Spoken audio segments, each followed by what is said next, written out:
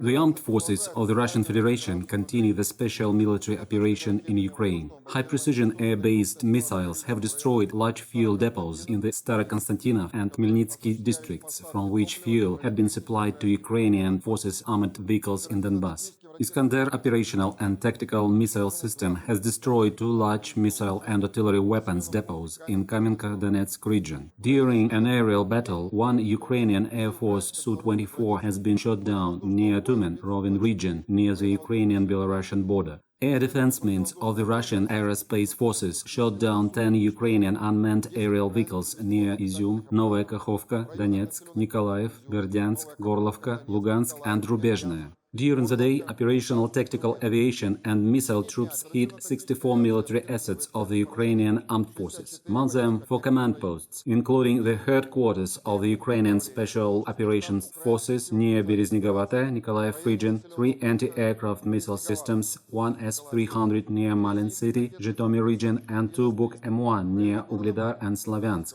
3 multiple launch rocket systems, 2 artillery batteries, and 49 areas of concentration of weapons and military equipment and strongholds of the Ukrainian armed forces were also destroyed. In total, 124 aircraft and 77 helicopters, 214 anti-aircraft missile systems, 321 unmanned aerial vehicles, 1,752 tanks and other armored combat vehicles, 184 multiple launch rocket systems, 734 field artillery and mortars, as well as 1,640 units of special military vehicles of the armed forces of Ukraine were destroyed during the operation. The Russian Defense Ministry has already repeatedly exposed the cynical lies used by the Kiev nationalist regime to maintain its power in Ukraine and mislead the international community. On March 20, for example, President Zelensky, in a video addressed to the Israeli Knesset, accused Russia of allegedly targeting Uman city in Cherkasy region.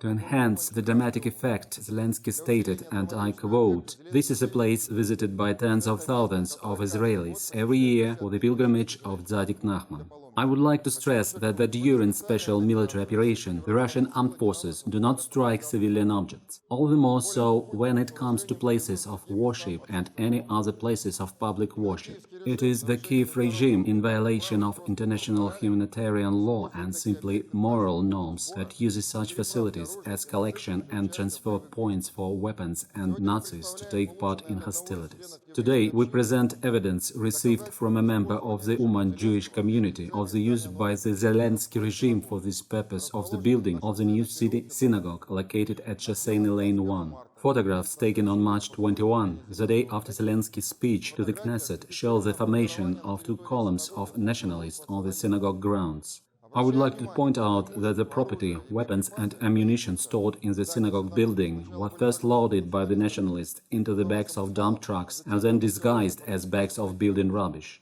At the same time, buses painted as school vehicles with appropriate children's signs are being used to transport nationalists and foreign mercenaries from western regions of Ukraine, as can be clearly seen in the photos. Thus, the building of the Jewish cult in Uman is being deliberately used by the Kiev nationalist regime for military purposes, to provoke conflict and political pressure on Russia by Jewish religious organizations in the event of a strike on it.